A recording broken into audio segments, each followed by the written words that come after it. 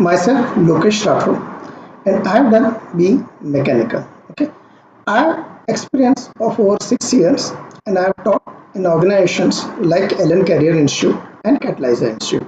Okay, so what is agenda of this lecture? As you can see, agenda of this lecture is chapter straight line. अच्छा, chapter straight line में क्या करेंगे हम?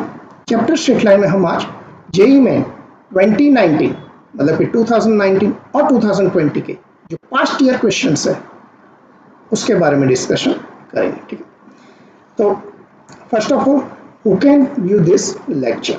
So any student of class 11 and 12 who have completed straight line from the school textbook or NCERT if he is studying from a CBSE board, and if he is aiming for JEE Main or any other engineering college exam, correct? Or any student who is in that drop year and aiming for JEE Main, or any student who felt difficulty to solve questions of the coaching module of JEE Mains lecture. है ना, होता क्या है कि आपने coaching में गए, है ना, आपने लेक्चर अटेंड किया. अब जब आप उसके क्वेश्चन सॉल्व करना चालू करते हो तो क्वेश्चंस बनते नहीं. ठीक है, तो ऐसे स्टूडेंट्स को भी मैं सजेस्ट करूंगा कि आप प्लीज़ ये वीडियो देखिए पूरा, है ना, और उसके बाद आप सॉल्व करने की कोशिश करिए. Definitely that will help. Okay, so agenda for this lecture. इस लेक्चर में हम करने क्या वाले हैं? पहली चीज, important formulas for the chapter straight line. Straight line के जितने भी फॉर्मूलाज है, मेन सारे फॉर्मूलाज हम डिस्कस करेंगे, है ना. Will just go through the formulas. Okay, second is, this is basically part 1 of this lecture series. मतलब स्ट्रेट लाइन के मैं 2 पार्ट बनाऊंगा. ये जो है ये पहला पार्ट है. ठीक है, टोटल जेईई में 2019 में 16 पेपर्स हुए हैं और 2020 में 18 पेपर्स हुए थे. ठीक है, तो मतलब कितने पेपर हुए थे? 34 papers. Out of this 34 papers there were 29 questions of this chapter straight line. Okay, हम सारे ही 29 questions डिस्कस करने वाले हैं. इस पार्ट में हम 12 क्वेश्चंस डिस्कस करेंगे और बाकी के जो रिमेनिंग क्वेश्चंस हैं हम नेक्स्ट पार्ट में करेंगे. तो फर्स्ट ऑफ ऑल स्टार्ट करते हैं फॉर्मूला से. अच्छा, जिसको भी फॉर्मूलाज पता है वो सिंपली 10 मिनट थोड़ा आगे फॉरवर्ड कर ले वीडियो को, है ना, और डायरेक्ट क्वेश्चन पे पहुंच सकता है. करेक्ट. और जिसको थोड़ा रिवीजन चाहिए फॉर्मूलाज का, please be with me. Okay, तो फर्स्ट ऑफ ऑल फॉर्मूला, है ना, तो स्लोप ऑफ लाइन. स्लोप क्या होता है? स्लोप होता है y कोऑर्डिनेट का difference divided by x coordinate का डिफरेंस, है ना. कोई भी स्ट्रेट लाइन में y कोऑर्डिनेट का डिफरेंस मतलब y2 - y1 divided by x coordinate का डिफरेंस x2 - x1, वही होता है स्लोप. ठीक है. अच्छा, अगर 2 लाइन पैरेलल है ना, अगर 2 लाइन पैरेलल है तो क्या होगा? तो अगर 2 लाइन पैरेलल है तो दोनों लाइन का स्लोप सेम होगा. दोनों ही लाइन का स्लोप कैसा होगा? सेम होगा, है ना. जैसे L1 पैरेलल टू L2 तो M1 और M2 क्या होगा? इक्वल होगा. अगर दोनों लाइन परपेंडिकुलर है तो स्लोप क्या होगा? उनका मल्टीप्लिकेशन, स्लोप का मल्टीप्लिकेशन होगा -1. ठीक है, ये आपको पता है. एंगल बिटवीन 2 लाइन, है ना, कोई भी 2 लाइन दी गई है जिसका स्लोप आपको M1 और M2 दिया गया है तो उनके बीच का एंगल क्या होगा? tan theta mod M1 - M2 upon 1 + M1 M2 से हम दे सकते हैं. अच्छा, अगर आपको कोई भी पॉइंट दिया है x1 y1 और उस स्लोप दिया है, उस लाइन का m दिया है ना, तो पॉइंट x1 y1 है और स्लोप m है, तो लाइन की इक्वेशन क्या होगी? y - y1 = m × x - x1 होगी. करेक्ट, लाइन की इक्वेशन होगी. अच्छा, equation of line passing through 2 points, है ना. आपको 2 पॉइंट दिए गए x1 y1 और x2 y2 और दोनों से ही पास होने वाली लाइन की इक्वेशन चाहिए तो आप इस तरह से इसको लिख सकते हो. y - y1 upon y2 - y1 = x - x1 upon x2 - x1. ठीक है, आगे देखते हैं. अच्छा, अगर किसी लाइन का स्लोप m है और उसका y इंटरसेप्ट c है. y इंटरसेप्ट का मतलब क्या है? y इंटरसेप्ट का मतलब यह है कि ये लाइन है, ये y इंटरसेप्ट, ये c है. ठीक है, तो अगर कोई लाइन का स्लोप m है और y इंटरसेप्ट c है तो उसकी इक्वेशन क्या आ गई? y = mx + c. और किसी लाइन में x इंटरसेप्ट और y इंटरसेप्ट दोनों ही दिए गए हैं आपको. ठीक है, x इंटरसेप्ट और y इंटरसेप्ट अगर दोनों दिए गए हैं, है ना, ये अगर लाइन है और x इंटरसेप्ट a है और y इंटरसेप्ट मान लो b है, तो इस लाइन की जो इक्वेशन होगी वो होगी x + y b = 1. ठीक है. अच्छा, अगर किसी लाइन के लिए perpendicular distance from origin to line, वो P दिया गया है ना। मतलब आपको मान लो इस तरह से दिया गया है, ये एक लाइन है ना, ये एक लाइन है, और इस लाइन का ओरिजिन से डिस्टेंस ये आपको क्या दिया गया है, P दिया गया है। And if this perpendicular makes angle omega with positive x axis, ये जो परपेंडिकुलर है ओमेगा एंगल बना रहा है, ठीक है, पॉजिटिव एक्स एक्सिस के साथ। तो इस लाइन की जो इक्वेशन है that is given by x cos omega plus y sine omega is equal to P। इसको आप नॉर्मल फॉर्म भी बोलते हो, ठीक है। पहला वाला जो है वो क्या है, स्लोप इंटरसेप्ट फॉर्म। दूसरा वाला क्या है, intercept form, x by plus y by b equal to 1 intercept form है, ठीक है। कोई भी अगर लाइन आपको गिवन है ax plus B Y plus c equal to 0 और उसके पैरेलल आपको लाइन चाहिए, तो क्या होगा, x और y के कोएफिशिएंट तो सेम रहेगा, है ना। तो ax प्लस बी वाई तो सेम रहेगा ही रहेगा, प्लस k आ जाएगा, मतलब ax plus B Y plus k equal to 0, correct. अच्छा, और अगर आपको उसके परपेंडिकुलर लाइन चाहिए तो क्या करो, x और y के कोऑर्डिनेट कोएफिशिएंट को इंटरचेंज करो। क्या करो, x और y के कोएफिशिएंट को इंटरचेंज करो, तो क्या आएगा, bx और ay आ जाएगा। और किसी भी एक की साइन चेंज कर लो, तो bx माइनस ए वाई, और c की जगह कोई भी कांस्टेंट आ जाएगा प्लस के, है ना। तो ax plus B Y plus c equal to 0 के परपेंडिकुलर लाइन क्या होगी, bx minus a y plus k equal to 0, correct. अच्छा, और ट्राइंगल के जो डिफरेंट सेंटर्स होते हैं उसके बारे में डिस्कशन करते हैं ना। कोई भी ट्राइंगल आपको एबीसी दिया गया जिसमें ए के कोऑर्डिनेट x1 बी के x2 y2 सी के x3 y3 है ना, तो सेंट्रोइड के कोऑर्डिनेट, सेंट्रोइड के कोऑर्डिनेट आपको पता ही है क्या होता है, x1 plus x2 plus x3 by 3 और y1 plus y2 plus y3 by 3। यहाँ से आपको क्या मिलेगा, सेंट्रोइड मिलेगा। एक चीज भी आपको पता है कि centroid divide median in the ratio 2:1 है ना। सेंट्रोइड क्या होता है, मीडियन का इंटरसेक्शन पॉइंट होता है, ठीक है।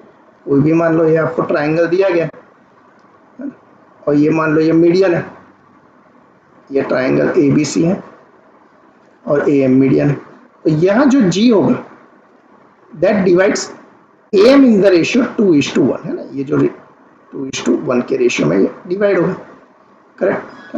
तो G divides AM in the ratio 2:1, ये एक चीज ध्यान रखें। मतलब GM की लेंथ अगर आपको 1 दी तो AG की लेंथ कितनी हो जाएगी, 2 हो जाएगी। GM is 2, AG is 4, correct. GM is 3, AG is 6, है ना, डबल हो जाएगी, AG is double of GM। Okay, triangle ABC में अगेन ABC के कोऑर्डिनेट आपको दिए गए हैं ना, x1 x2 y2 x3 y3, और एंगल A के अपोजिट साइड स्मॉल a है, एंगल B के अपोजिट साइड स्मॉल b है, और एंगल C के अपोजिट साइड स्मॉल c दी गई है ना, यहाँ जैसे फिगर ड्रॉ किया गया है उस हिसाब से। तो इन सेंटर है ना, इन सेंटर के कोऑर्डिनेट आप इस फॉर्मूला से दे सकते हो। क्या फॉर्मूला है, ax1 plus bx2 plus cx3 upon a plus b plus c, ay1 plus by2 plus cy3 upon a plus b plus, ठीक है। ये इन सेंटर के कोऑर्डिनेट है। अच्छा, सर्कम सेंटर की बात करते हैं। अच्छा, इन सेंटर होता क्या है, किसका इंटरसेक्शन पॉइंट होता है, इन सेंटर एंगल बाइसेक्टर का होता है ना। सेंट्रोइड किसका होता है, मीडियन का इंटरसेक्शन पॉइंट होता है ना। 3 मीडियन जहाँ इंटरसेक्ट करती है मीडियंस, वो आपका क्या होता है, सेंट्रोइड होता है, और 3 एंगल बाइसेक्टर जहाँ इंटरसेक्ट करते हैं वो होता है इन सेंटर। सर्कम सेंटर वो किसका इंटरसेक्शन पॉइंट होता है, परपेंडिकुलर बाइसेक्टर का, है।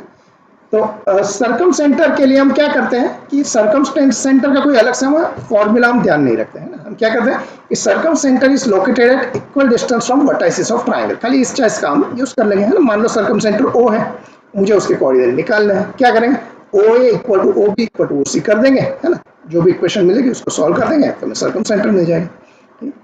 अगर राइट एंगल ट्रायंगल है तो ज्यादा कुछ मेहनत करने की जरूरत नहीं है ना। जो हाइपोटेन्यूस है उसका जो मिड पॉइंट है वही सर्कम सेंटर है, ठीक है। तो राइट एंगल ट्रायंगल में खाली इतनी चीज आप ध्यान रखें, हाइपोटेन्यूस का जो मिड पॉइंट है वही सर्कम सेंटर है।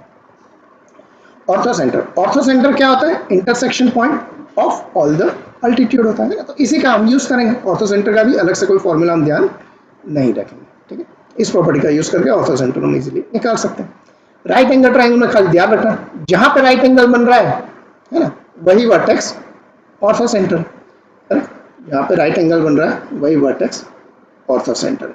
तो मान लो आपको ट्राइंगल ऐसे दिया गया, ट्राइंगल ABC, और एंगल B इज 90 डिग्री, तो जो B पॉइंट है वही ऑर्थो सेंटर है, जो B के कोऑर्डिनेट है वो ऑर्थो सेंटर के कोऑर्डिनेट है। अच्छा, किसी भी ट्राइंगल में है ना, एक्यूट एंगल ट्राइंगल में circum centre O, centroid G और ऑर्थो सेंटर H है ना, उसके बीच में एक रिलेशन होता है। क्या रिलेशन होता है कि G जो है वो HO को 2:1 के रेशियो में डिवाइड करता है, राइट। G जो है HO को 2:1 के रेशियो में डिवाइड करता है ना। मान लो ये लाइन है, ये H है, ये G है और ये O है, तो ये जो रेशियो है ये 2:1 होगा, ये याद रखना, ठीक। तो in any acute angle triangle circum centre O, centroid G और ऑर्थो सेंटर H दिया गया है, तो G divides HO in the ratio 2:1। Equilateral triangle में सभी चीज सेम होती है ना, सेंट्रोइड ले लो, सर्कम सेंटर ले लो, इन सेंटर ले लो, सेंटर है ना, सब सेम होता है, तो उसमें कुछ ज्यादा कुछ तक करने की जरूरत नहीं है, आप खाली सेंट्रोइड निकालो तो सब कुछ मिल जाएगा, ठीक है। Perpendicular distance of point from a line, है ना, कोई भी पॉइंट P आपको दिया गया x1 y है ना, ये आपको जैसे यहाँ पॉइंट दिया गया और ये एक लाइन दी गई है ax plus B Y plus c equal to 0, है ना, तो उन दोनों के बीच का डिस्टेंस हम इस फॉर्मूला से देते हैं, mod ax1 plus B Y one plus C upon root A square plus B square, ठीक है। अच्छा, अगर आपको दो पैरेलल लाइन के बीच का डिस्टेंस चाहिए ax plus B Y plus सी वन और दूसरी है ax plus B Y plus सी टू, करेक्ट है ना, तो वो डिस्टेंस आप किस फॉर्मूला से निकालोगे, mod c1 minus c2 upon root A square plus B square, है ना। यहाँ आपको जैसे फिगर में दिख रहा है ना, दो लाइन दी गई है ax plus B Y plus सी one, x plus B Y plus सी टू, तो उसके बीच का जो डिस्टेंस है वो आप इस फॉर्मूला से निकाल पाओगे। अच्छा, equation of line passing through point x1 y and making angle theta with positive x axis, है ना, यहाँ आप देख सकते हो ये है ना? ये जो लाइन है x एक्सिस के साथ कितना एंगल बना रही है, थीटा एंगल बना रही है, और ये पॉइंट A x1 y1 से पास हो रही है। तो इस लाइन का अगर मुझे इक्वेशन चाहिए तो मैं किस तरह से दे सकता हूँ, x minus x1 upon cos theta is equal to y minus y1 upon sine theta is equal to r, है ना। ये basically parametric equation of line है। यहाँ से आप ये भी बोल सकते हैं x is equal to x1 plus r cos theta और y is equal to y1 plus r sine theta, ठीक है। जहाँ r क्या है, r है distance between point x1 y1 और x2 सॉरी xy, है ना, x1 y1 और xy के बीच का जो डिस्टेंस है वही r है, ये डिस्टेंस r है। अच्छा, अगर आपको लाइन दी गई है ax plus B Y plus c equal to 0 और दो पॉइंट दिए गए ax1 y1 और bx2 y2, है ना, आपको ये चेक करना है कि ये दोनों पॉइंट इस लाइन के किस तरफ है, दोनों ही लाइन की एक ही तरफ है या ऑपोजिट साइड में, है ना। तो आप क्या करो, x1 y1 को इस लाइन के इक्वेशन में डाल दो, तो आपको क्या मिलेगा, ax1 plus B Y one plus C, और उसी तरह x2 y2 को भी डाल दो तो मिलेगा क्या, ax2 plus B Y two plus C. अगर दोनों की साइन सेम है, साइन सेम है मतलब दोनों ही पॉजिटिव है या दोनों ही नेगेटिव है, तो मैं तो बोल दूंगा कि ये जो दोनों पॉइंट्स है ये लाइन की एक ही तरफ है, या तो दोनों लाइन के ऊपर की तरफ हो गए या नीचे की तरफ हो गए, कहीं भी हो गए, या लेफ्ट हो गए या राइट हो गए, तो A and B lies on same side of given line. अगर दोनों की साइन ऑपोजिट आ गई, मतलब एक पॉजिटिव आ गया एक नेगेटिव आ गया, तो मैं क्या बोलूंगा कि ये दोनों जो पॉइंट है ए और बी, ए लाइन की ऑपोजिट साइड है, एक ऊपर होगा तो एक नीचे होगा, या एक लेफ्ट होगा तो एक राइट होगा, ये चीज ध्यान रखनी। Image of point A x1 y1 with respect to line ax plus B Y plus c equal to 0, है ना। आप किस फॉर्मूला से दे सकते हो कि आपको ax1 y1 है ना, और उस आपको इमेज चाहिए इस लाइन के रिस्पेक्ट में ax plus B Y plus c equal to 0। मान लो इमेज का जो पॉइंट है bx2 y2 है ना, तो x2 y2 का कोऑर्डिनेट देने के लिए आप इस फॉर्मूला का यूज कर रहे हैं ना, x2 y2 कोऑर्डिनेट्स के लिए आप इस फॉर्मूला का यूज कर रहे हैं, x2 minus x1 upon a is equal to y2 minus y1 upon b is equal to minus 2 times ax1 plus by1 plus c upon a square plus b square. ध्यान रखना है यार, root a square plus b square नहीं है, सिर्फ a square plus b square. अच्छा, अगर आपको फुट ऑफ परपेंडिकुलर चाहिए, है ना, तो मान लो फुट ऑफ परपेंडिकुलर आपका क्या है, x3 y3, तो उसका जो इक्वेशन आपको यहाँ से मिलेगा ना, x3 y3 कोऑर्डिनेट आपको यहाँ से मिल जाएंगे, x3 minus x1 upon is equal to y3 minus y1 upon b is equal to minus ax1 plus by1 plus c upon a square plus b square, ठीक है। ये चीज़ है ना, आपको यहाँ थोड़ा फिगर से बता देता हूँ, आइडिया आ जाएगा आपको। मान लो ये पॉइंट है a और a का जो इमेज है वो b है, ये इमेज है b है x2 y2, और फुट ऑफ परपेंडिकुलर जो है वो है c, है। तो अगर इस तरह से दिया है तो AC और BC सेम होता है, C is basically mid point of AB, तो अगर आपने C निकाल लिया तो B आराम से निकल सकता है, अगर B निकाल लिया तो C आराम से निकल सकता है, तो दोनों में से आप एक क्वेश्चन में एक ही फॉर्मूला का यूज करो, जो पूछा गया है उस हिसाब से आप इसका यूज करो। Next is family of line. So equation of all line passing through intersection point of two lines L1 equal to 0 and L2 equal to 0 है ना। आपको दो लाइन दे दी, एक लाइन है L1 equal to 0, एक है L2 equal to 0। तो दोनों के इंटरसेक्शन पॉइंट से पास होने वाली जितनी भी लाइन है सबका इक्वेशन क्या है, L1 plus lambda L2 equal to 0। Lambda क्या है, कुछ भी हो सकता है, एनी रियल नंबर है ना। तो लेमडा को हम पैरामीटर बोलेंगे कि लेमडा इज एनी पैरामीटर और एनी रियल नंबर, ठीक है। तो this is where all the formulas of chapter straight line है ना। मैंने खाली जस्ट आपको बताया है कि ये सारे फॉर्मूलाज होते हैं, है ना। हमने इसको डिस्कस नहीं किया है, ठीक है। आई जस्ट इन्फॉर्म यू, ठीक है। तो क्योंकि मैं आशा करता हूँ आपको ये सारे फॉर्मूलाज जो है पहले से ही पता है ना, ये क्विक रिवीजन था। तो अभी हम क्वेश्चंस स्टार्ट करते हैं। पहला क्वेश्चन जेई में 2019 का है ना। क्या है question, a point on straight line 3x plus 5y equal to 15 which is equidistant from coordinate axis will lie on which quadrant। सबसे पहले क्या करो, एक इसका रफ स्केच बना लो, थोड़ा इजी रहेगा। रफ स्केच बनाते हैं इस तरह से, मान लो ये कोऑर्डिनेट एक्सिस है, ठीक है। 3x plus 5y equal to 15 है ना, ये लाइन की इक्वेशन बना लिए। तो x इक्वल टू 0 रखा तो y क्या मिलेगा, 15/5 3 मिलेगा है ना। x इक्वल टू 0 पे y 3 मिलेगा, और y अगर 0 रखा तो x क्या मिलेगा, 5 मिलेगा है ना। y अगर 0 रखा तो x 5 मिलेगा, ठीक है। x अगर 0 है तो y मुझे 15/5 मिलेगा, मतलब 3। और y अगर 0 है तो x क्या मिलेगा, y अगर 0 है x मिलेगा 15/3 विच इज 5। तो यहाँ से इस दो पॉइंट से जो लाइन पास हो रही है ना, वही मेरी लाइन। तो मान लो ये आपकी लाइन गिवन है इस तरह से,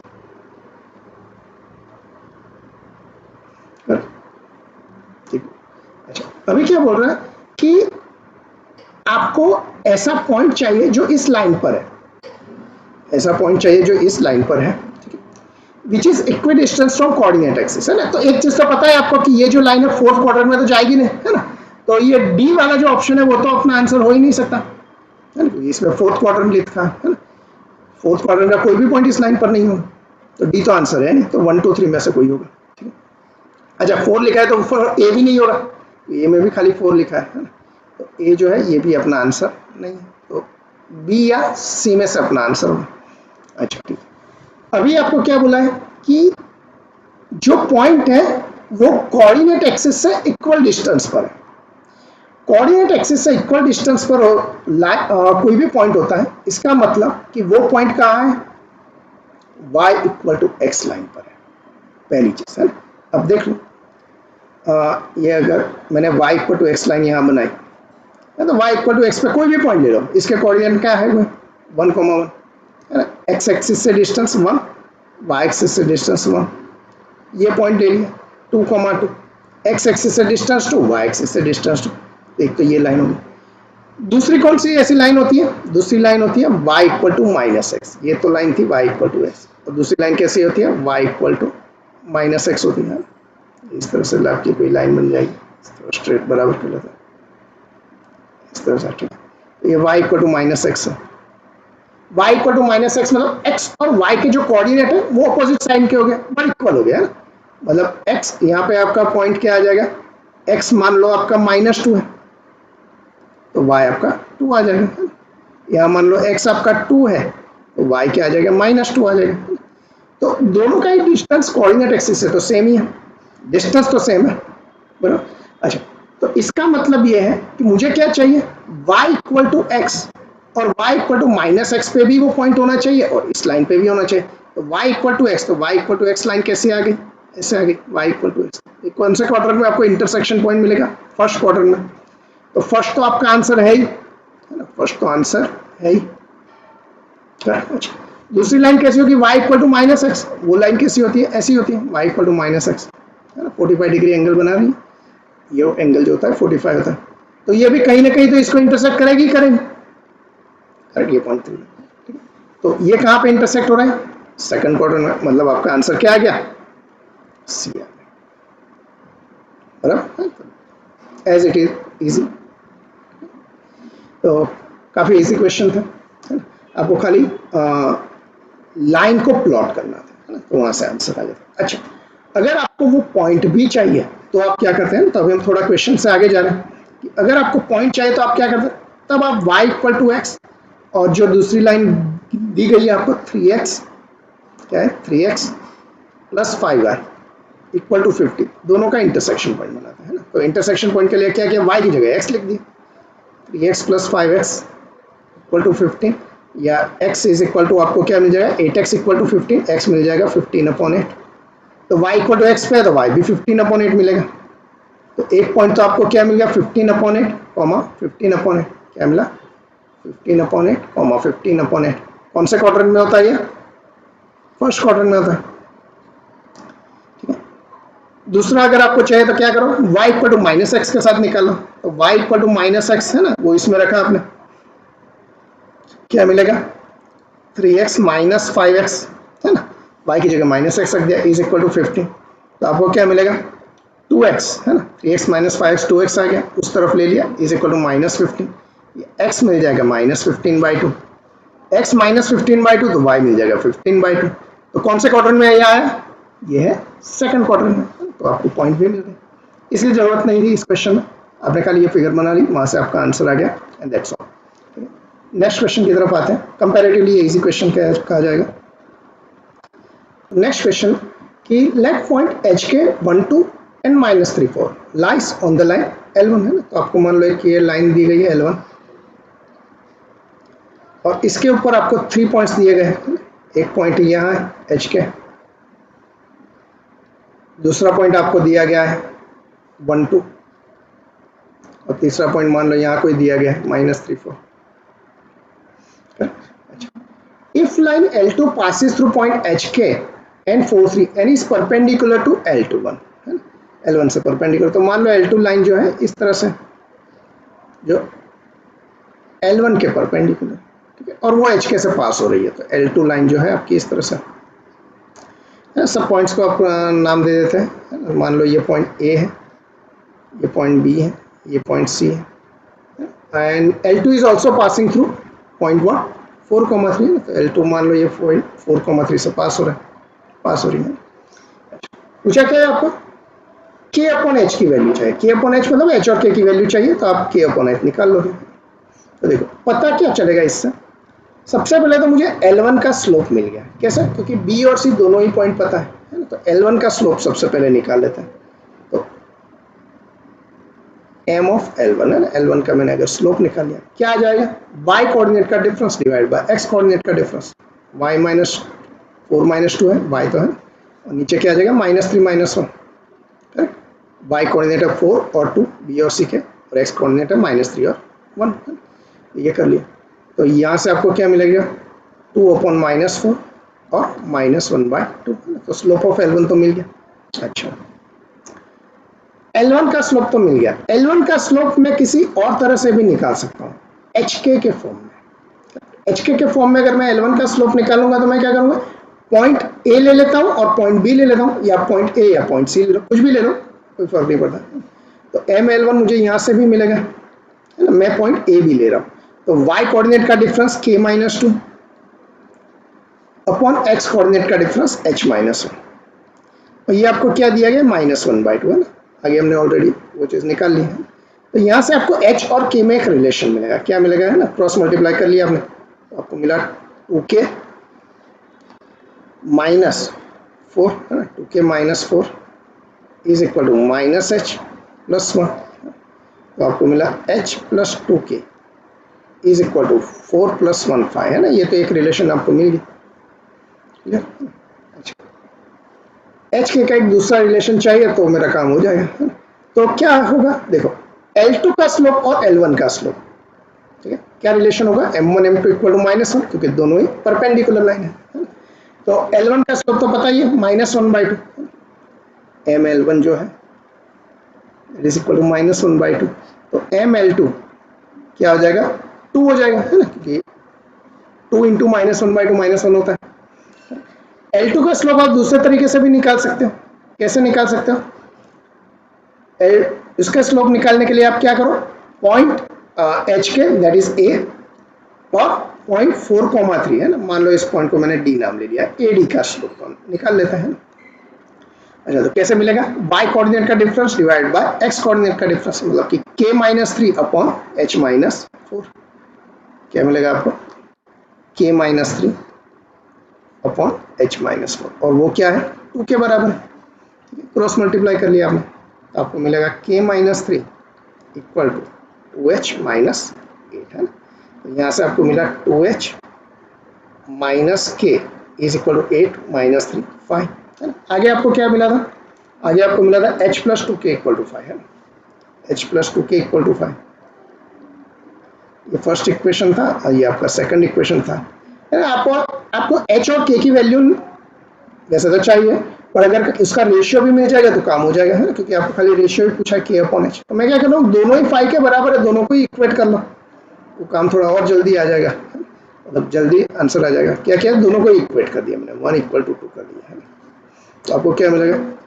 2h minus k is equal to h plus 2। मैं चाहूँ तो इस दो इक्वेशन से, दो वेरिएबल दो इक्वेशन है, h और k की वैल्यू निकाल सकता हूँ ना, तो भी कोई प्रॉब्लम नहीं, ऐसे जल्दी आ जाएगा ना। 2h माइनस h h आ जाएगा और k प्लस 2 के 3k आ जाएगा। और आपको क्या पूछा गया? It is k upon h है ना। You have been asked value of k by h, तो k बाय h की वैल्यू क्या आ जाएगी? 1/3। तो 1/3 इस क्वेश्चन का आंसर है ऑप्शन बी, करेक्ट। जेईई में 2019 का क्वेश्चन है, आसान सा क्वेश्चन है। आपको खाली m1 m2 इक्वल टू -1 पता होना चाहिए, और स्लोप कैसे निकालते हैं वो पता होना चाहिए, बस हो गया क्वेश्चन, बराबर है। आइए देखते हैं। If two lines x plus a minus 1 into y equal to 2x plus a square y equal to 1, और a आपको दिया है कि वो कोई भी रियल नंबर हो सकता है एक्सेप्ट 0 एंड 1। तो ये दोनों लाइन कैसी है? परपेंडिकुलर है। दोनों लाइन परपेंडिकुलर है तो स्लोप का मल्टीप्लिकेशन क्या होगा? -1। ठीक है, तो आपको क्या पूछा गया कि the distance of their point of intersection from the origin. तो करना क्या है, मुझे इनका पॉइंट ऑफ इंटरसेक्शन चाहिए। पॉइंट ऑफ इंटरसेक्शन मिल गया तो वहां से मैं उनका ओरिजिन से डिस्टेंस निकालूंगा। ठीक है, तो पॉइंट ऑफ इंटरसेक्शन के लिए पहले तो मुझे ए की वैल्यू पता होनी चाहिए। ए की वैल्यू कैसे मिलेगी? ए की वैल्यू के लिए उन्होंने इंफॉर्मेशन दी है कि ये दोनों लाइन कैसी है? परपेंडिकुलर है ना, ये दोनों लाइन परपेंडिकुलर है, तो इसका हम यूज करेंगे। तो फर्स्ट लाइन है ना, उसका जो स्लोप है m1 क्या आता है? कोई भी line ax plus B Y plus c equal to 0 दी गई है तो उसका स्लोप होता है माइनस ए बाय बी है ना, माइनस ए बाय बी। तो यहाँ a तो 1 है, तो इसका स्लोप क्या आ गया? माइनस का 1 अपॉन a माइनस 1, इसका स्लोप है। या इसको आप चाहो तो 1 अपॉन 1 माइनस ए कर लो, एक ही चीज। दूसरी जो लाइन है उसका स्लोप m2 मान लिया, क्या आएगा? माइनस ए बाई बी, मतलब कि माइनस का 2 अपॉन ए स्क्वायर, माइनस का x का कोएफिशिएंट अपॉन y का कोएफिशिएंट, और m1 m2 इक्वल टू क्या होगा? -1 होगा। आपको क्या बताया? m1 into m2 is equal to -1। यहाँ से आपको क्या मिलेगा? 1 upon 1 minus a multiplied by -2 upon a square is equal to -1। Minus minus तो पहले कैंसिल हो गया, 1 हो गया है ना। तो आपको क्या मिलेगा? 2 इज इक्वल टू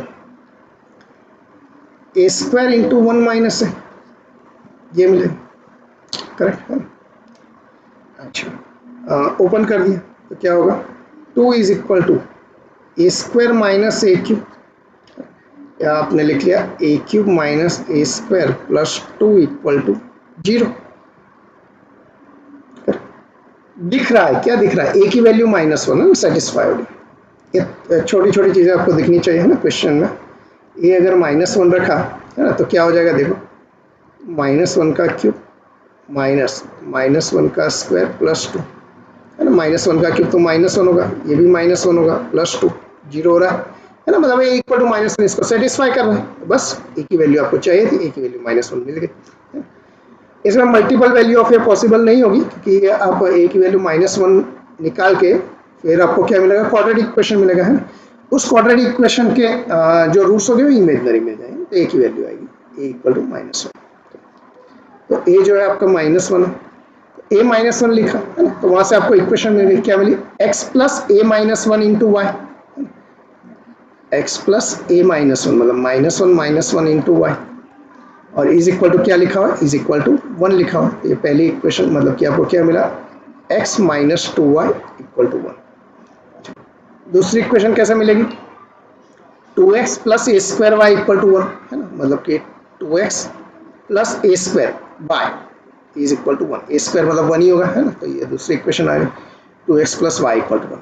आपको क्या पूछा है कि point distance of the point of intersection, इनका इंटरसेक्शन पॉइंट चाहिए ना, ये दोनों पॉइंट लाइन का इंटरसेक्शन पॉइंट चाहिए।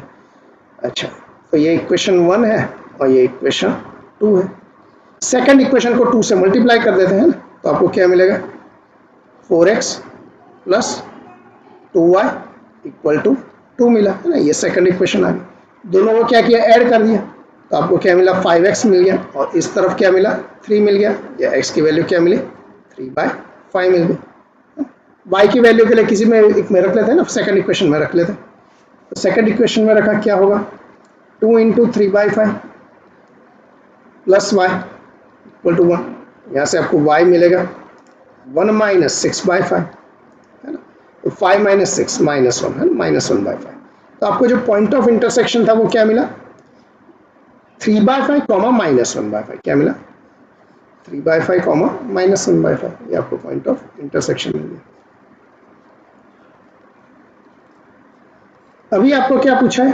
आपको पूछा है कि इस पॉइंट ऑफ इंटरसेक्शन का ओरिजिन से डिस्टेंस क्या होगा है, तो ओरिजिन क्या होता है? 0 0 होता है, तो बस दो पॉइंट के बीच का डिस्टेंस आता ही है ना, distance formula square root of x2 minus x1 square plus y2 minus y1 square है ना, मतलब 3/5 माइनस 0 का स्क्वायर प्लस -1/5 माइनस 0 का स्क्वायर। ये क्या आ जाएगा? स्क्वायर रूट में आ जाएगा 9/25 प्लस 1/25, ये आपको मिला स्क्वायर रूट में 10/25, मतलब कि ये आपको मिला स्क्वायर रूट में क्या मिला? 5 तो कैंसिल हो जाएगा, 2/5 आ जाएगा है ना। देख लेते हैं ऑप्शन में है या नहीं है, ये ऑप्शन डी करेक्ट, यही आपका आंसर है, √2/5। तो यहाँ भी इस क्वेश्चन में आपको खाली ये पता होना चाहिए कि दो लाइन अगर परपेंडिकुलर है, स्लोप का मल्टीप्लिकेशन -1 होता है, वहां से आपको एक ही वैल्यू मिल गई। एक ही वैल्यू मिल गई फिर तो सब 10th स्टैंडर्ड के लेवल की चीजें है ना। आपने खाली दो लाइन दी गई है, आपने इंटरसेक्शन पॉइंट निकाला, इंटरसेक्शन पॉइंट से ओरिजिन का डिस्टेंस निकाला, बस आ गया आंसर। करेक्ट, इसी क्वेश्चन कहूंगा मैं इसको। आगे देखते हैं। अच्छा, ए स्ट्रेट लाइन दिस है ना, 2x माइनस 3y प्लस 17 आपको दी गई। This line is perpendicular to the line passing through point this and this, तो बीटा क्या है ना, तो मतलब 7 17 और 15 बीटा दिया है, बीटा की वैल्यू दी गई। ओके, तो 2x minus 3y plus 17 equal to 0 जो है इस लाइन के परपेंडिकुलर है ना, तो 2x माइनस 3y प्लस 17 का स्लोप निकाल लेते हैं। तो 2x minus 3y plus 17 equal to 0 है ना, इसका स्लोप निकाला, क्या आएगा? -a/b है ना, तो -2 अपॉन -3 मतलब कि 2/3 आ गया। तो आपको जो लाइन चाहिए, मान लो ये लाइन L है ना, 17 और 15 बीटा से पास होने वाली लाइन है ना, उसको L नाम दे दिया। तो उसका जो स्लोप है वो क्या आ जाएगा? -3/2 आ जाएगा, क्योंकि दोनों ही लाइन क्या है? परपेंडिकुलर है। तो एक का स्लोप अगर 2/3 है तो दूसरे का -3/2 होगा ना, तो आप क्या करते हो? रेसिप्रोकल करते हो और एक साइन चेंज कर देते हो। तो 2/3 का रेसिप्रोकल किया, 3/2 आ गया, और साइन चेंज कर देते, माइनस का आ गई है ना, माइनस होगा तो प्लस कर देते, प्लस होगा तो माइनस कर देते हैं, तो इसका स्लोप आ गया। अभी ये बोला है कि ये जो लाइन है पास हो रही है 7 17 और 15 बीटा से, तो वहां से हम क्या करते हैं? इसका स्लोप निकाल लेते हैं। तो लाइन एल का जो स्लोप है, अब दूसरे तरीके से कैसे निकाल सकते हो? वाई कोऑर्डिनेट का difference divided by x coordinate का डिफरेंस, मतलब कि बीटा माइनस 17 वाई कोऑर्डिनेट का difference divided by x coordinate का डिफरेंस, मतलब 15 माइनस 7। और ये आपको क्या दिया है? -3/2 दिया गया। यहाँ से आपको क्या मिलेगा? बीटा माइनस 17 अपॉन 15 माइनस 7 क्या आ जाएगा? 8 आ जाएगा, इज इक्वल टू -3/2। यहाँ से आपको बीटा मिल जाएगा ना, बीटा -17 मिला आपको, -3/2 टाइम्स 8 है ना, तो 4 -12 मिल गया। तो यहाँ से आप बीटा क्या मिलेगा? 17 उस तरफ जाएगा, 17 -12 मिल जाएगा ना, बीटा की वैल्यू आपको मिलेगी 17 -12, मतलब कि 5। तो बस यही अपना आंसर है, ये भी इजी क्वेश्चन है, करेक्ट है ना।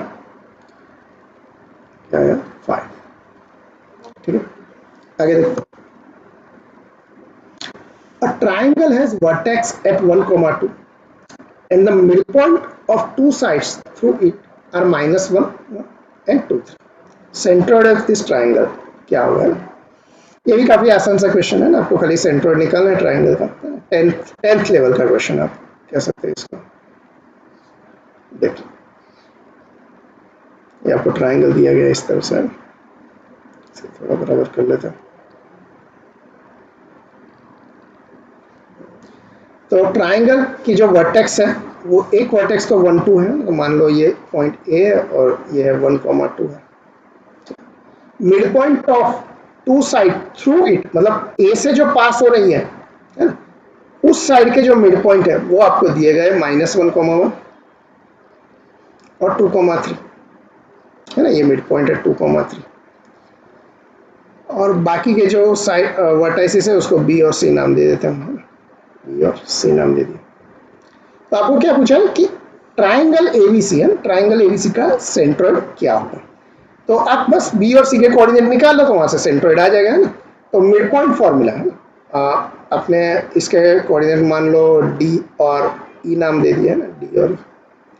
तो बी के कोऑर्डिनेट अगर एक्स वाई होते तो आप आपको पता है मिड पॉइंट फॉर्मूला का आप यूज कर सकते हो। कैसे यूज कर सकते हो? -1 इज इक्वल टू x + 1/2। यहाँ से आपको x मिलेगा -2 -1 मतलब कि -3 है ना। और उसी तरह आप यूज कर सकते हो 1 is equal to y + 2/2, x1 + x2/2 है ना, मिड पॉइंट फॉर्मूला यूज किया। यहाँ से y मिलेगा आपको 2 -2, करेक्ट है ना। क्या मिल गया? 0 मिल गया। तो b के कोऑर्डिनेट आपको मिल गए, क्या मिला? -3, 0। अच्छा, -3, 0। एक और आसान सा रास्ता है b के कोऑर्डिनेट निकालने का। क्या रास्ता है? देखो एकदम फटाफट आंसर आता है। तो 1 है, -1 है, ठीक। अच्छा 1 से -1 कैसे आएगा? जब आप 1 में से 2 माइनस करोगे। 1 से -1 कैसे आएगा? जब 1 में से -2, 1 में से 2 माइनस करोगे ना, 1 - 2 करोगे तो -1 आएगा। और डी मिड पॉइंट है, तो बी तक पहुंचने के लिए बी का जो एक्स कोऑर्डिनेट है -1, उसमें से भी 2 माइनस कर दो, तो -1 - 2 क्या आएगा? -3 आएगा। और वही है, देखिए। अच्छा ठीक है, और देखते हैं। ए का y कोऑर्डिनेट 2 है और डी का y कोऑर्डिनेट 1 है। 2 में से 1 कैसे आया? एक माइनस किया, 2 - 1। तो बी के y कोऑर्डिनेट के लिए क्या करोगे? उस 1 में से एक और -1 कर दो, तो 1 - 1 0 दिख रहा है, दिस इज 0। तो सेम रूल हम इसमें भी अप्लाई कर देते हैं ना, टाइम सेव होगा। 1 है ए का एक्स कोऑर्डिनेट, ई का एक्स कोऑर्डिनेट क्या है? 2 है। तो 1 से 2 कैसा? +1 कर देते, 1 + 1, 2 में भी एक 1 ऐड कर दो, 3 आ जाएगा ना। तो सी का एक्स कोऑर्डिनेट 3 आ गया। वाई कोऑर्डिनेट की बात करते हैं। ए का वाई कोऑर्डिनेट 2, ई का वाई कोऑर्डिनेट 3। 2 से 3 कैसे आया? एक ऐड किया, 2 + 1, 3 में भी एक ऐड कर दो, 3 + 1 4। बस आए बी और सी की कोऑर्डिनेट। तो बस ओरली, अब तो ओरल क्वेश्चन है। तो सेंट्रोइड का कोऑर्डिनेट क्या आएगा? x1 + x2 + x3/3, y1 + y2 + y3/3 है। तो सेंट्रोइड आपको मिलेगा x1 1 + x2 -3 + x3 3/3, और फिर क्या मिलेगा? y1 that is 2 + y2 0 + y3 4/3। तो यहाँ से आपको क्या मिल जाएगा? 1/3, 6/3 दैट इज 2, 1/3, 2 बी। ये आपका आंसर है। तो इस तरह से ये क्वेश्चन कर सकते हैं, काफी इजी क्वेश्चन है, 10th लेवल का क्वेश्चन। ठीक है, आगे देखते हैं। If A11 B65 C3/2, 2 are vertices of triangle ABC, triangle ABC के वर्टाइसेस दिए गए। अच्छा, a point P is such that area of PAB, PAC, PBC are equal, और Q के कोऑर्डिनेट आपको दिए गए, लेंथ PQ। तो भी इस बेसिकली हो क्या रहा है, इसमें काफी कुछ घुमा के लिखा हुआ है। तो आप थोड़ा सा इसको सिंप्लीफाई करो, कहना क्या चाहता है। क्वेश्चन काफी इजी है, क्वेश्चन काफी इजी है, आप खाली इसको सिंप्लीफाई करो, कहना क्या चाहता है। देखो आपको बोला गया है कि ट्राइंगल एबीसी दिया गया, A B C, point P इस तरह से है कि पीएबी पीएसी और पीबीसी का एरिया इक्वल है। पॉइंट पी इस तरह से, मान लो यहाँ कोई पॉइंट पी है, आपको क्या बोला, ट्राइंगल पीएबी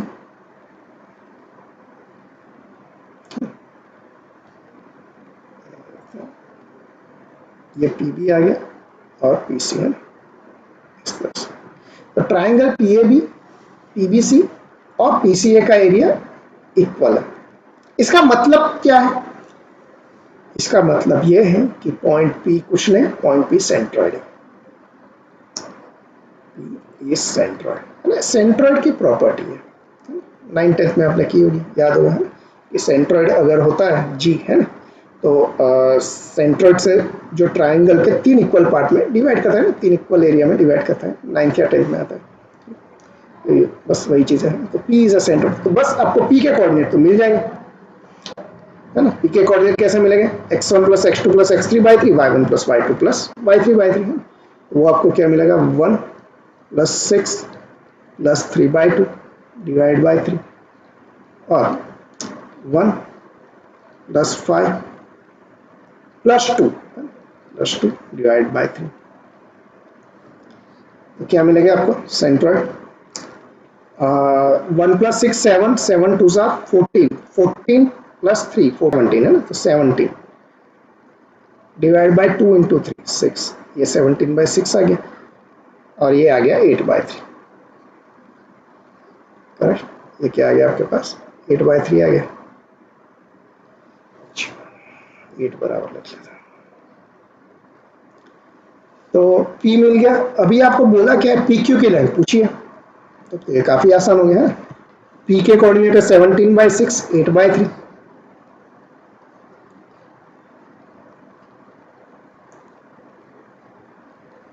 और जो Q के कोऑर्डिनेट है वो क्या है, -7 बाई 6 -1 बाई 3 बाई 6 और -1 बाई 3। आपको क्या पूछा है कि PQ की लेंथ क्या होगी, PQ की लेंथ ऑप्शन नहीं दिए है ना, क्योंकि ये न्यूमेरिकल आंसर है, न्यूमेरिकल टाइप्स क्वेश्चन है, न्यूमेरिकल आंसर। हाँ, तो अब क्या करेंगे, अब आपको पूछा गया है कि PQ का डिस्टेंस क्या होगा, तो क्या करते हैं, PQ स्क्वायर निकाल लेते हैं, तो PQ स्क्वायर क्या मिलेगा, x2 minus x1 square plus y2 minus y1 square, 17 upon 6 minus minus plus हो जाएगा 7 बाई 6 का स्क्वायर है, plus y2 minus y1 square मतलब कि 8 बाई 3 प्लस 1 बाई 3 हो जाएगा उसका स्क्वायर। अच्छा, तो क्या मिलेगा 17 बाई 6 प्लस 7 बाई 6 मतलब 17 प्लस 7 क्या आता है 24, 24 बाई 6, 24 बाई 6 4 आ जाएगा, 4 square plus 8 plus 1 9 divide by 3 3 square है ना, 3 स्क्वायर प्लस 4 स्क्वायर 5 स्क्वायर होता है ना, 25 होता है, तो PQ की वैल्यू क्या मिल गई आपको 5 मिल गई, बस वही आपका आंसर है ना, न्यूमेरिकल टाइप क्वेश्चन था, आंसर क्या है 5। ठीक है, आगे देखते हैं। तो ये क्वेश्चन अगर हम देखें तो इजी क्वेश्चन है, ज़्यादा कोई टफ नहीं है, आपको खाली ये चीज़ पता होनी चाहिए कि अगर कोई पॉइंट इस तरह से है कि 3 ट्राइंगल का एरिया इक्वल हो ना, PAB PAC और PBC का एरिया इक्वल हो, वो पॉइंट क्या होगा सेंट्रोइड, बस ये चीज़ पता है आपका क्वेश्चन हो गया। ठीक है, अच्छा, तो नेक्स्ट क्वेश्चन है, let's see be centroid of triangle with vertices 3 - 1 3 and 2 4। ठीक है, P be the point of intersection of these two line। ठीक है, तो C मिल जाएगा, P मिल जाएगा है ना, हमें आता है ये C और P निकालना। Then the line passing through point C and P also passes through। तो बस जो दिए गए पॉइंट है उसको लाइन CP से मतलब आपको चेक करना है लाइन CP के ऊपर है या नहीं है। अच्छा, तो पहले तो निकाल लेते हैं ना C के कोऑर्डिनेट। C के कोऑर्डिनेट कैसे मिलेंगे, x1 plus x2 plus x3 by 3, y1 plus y2 plus y3 by 3, x1 3 x2 1 और x3 2 है, ये आपको मिल जाएगा 3 प्लस 1 क्या मिलेगा 3 प्लस 1 प्लस 2 डिवाइड बाई 3, और y1 plus y2 plus y3/3 मतलब कि -1 + 3 + 4 डिवाइडेड बाय 3 मिल जाएगा। तो यहाँ से आपको c के कोऑर्डिनेट मिल जाएंगे, क्या मिलेंगे 6/3 2 और 4 - 1 3 3 + 3 6 6/3 2, है ना, तो c तो 2, 2 मिल गया। फिर क्या है, पॉइंट P चाहिए। पॉइंट P के लिए क्या करेंगे, इन दोनों लाइन का इंटरसेक्शन पॉइंट चाहिए, है ना। तो कौन से तो लाइन है आपके पास x + 3y इक्वल टू 1, ये एक लाइन है। और दूसरी लाइन है 3x - y is equal to -1। ठीक है, एलिमिनेट कर देते हैं ना, ये जो सेकंड इक्वेशन है इसको आप 3 से मल्टीप्लाई कर दो, है ना। तो इसको 3 से मल्टीप्लाई कर देते हैं तो आपको क्या मिलेगा 9x - 3y इक्वल टू -3। और इन दोनों इक्वेशन, ये इक्वेशन 1 और इक्वेशन 3 दोनों को आप ऐड कर दो, तो 9x + x 10x आ जाएगा। और इस तरफ आपको मिल जाएगा -3 + 1 मतलब कि -2 मिल जाएगा। x क्या मिलेगा आपको -2/10 या -1/5, और x मिल गया तो y मिल जाएगा, है ना। y के लिए आप क्या करो, इक्वेशन 2 में रख देते हैं, तो इक्वेशन 2 में यूज किया तो 3 × -1/5 -y इक्वल टू -1, तो y आपको मिलेगा, क्या मिलेगा -3/5 + 1 मतलब कि -3 + 5/1 सॉरी नीचे 5 आ जाएगा, है ना। -3 + 5 डिवाइड बाई 5 मतलब कि 2/5, तो y मिला आपको 2/5। तो ये जो पॉइंट्स आपको P मिला, P के कोऑर्डिनेट क्या मिले आपको, P के कोऑर्डिनेट है -1/5, 2/5। तो अभी आपको क्या चाहिए कि line passing through point C and P, तो C और P से पास होने वाली लाइन है ना, तो वो निकाल लेते हैं। तो C तो है 2,2, है ना, C क्या है आपका 2,2, और P पॉइंट P आपको क्या मिला -1/5, 2/5 -1/5, 2/5। ठीक है, अच्छा, तो लाइन CP की इक्वेशन, दो पॉइंट दिए गए हैं, लाइन कैसे मिलेगी। फॉर्मूला होता है y - y1 upon y2 - y1 is equal to x - x1 upon x2 - x1। या तो इसका यूज कर लो, या तो y - y1 is equal to m into x - x1, उसका यूज कर लो, है ना। और m निकाल लो, तो मैं उसका यूज करता हूँ, y - y1 is x into x - x1, m into x - x1 ना। तो y - y1 x1 y1 को मैंने ये ले लिया, है ना, ये मान लो ये x1 है, ये y1 है ना। तो y - 2 is equal to m into x - x1, x - 2। अभी m की बारी है ना, m कैसे निकलेगा, y कोऑर्डिनेट का difference divide by x coordinate का डिफरेंस मतलब कि 2 - 2/5 डिवाइडेड बाय 2 माइनस माइनस मतलब 2 + 1/5 है, तो ये m मिल जाएगा। तो ये आपको कैसे मिलेगा, 10 - 2 8 मिल गया, और नीचे 10 + 1 11 मिल गया, है ना। ये x - 2 और ये क्या है y - 2, क्रॉस मल्टीप्लाई किया आपको मिला 11y - 22 is equal to 8x - 16।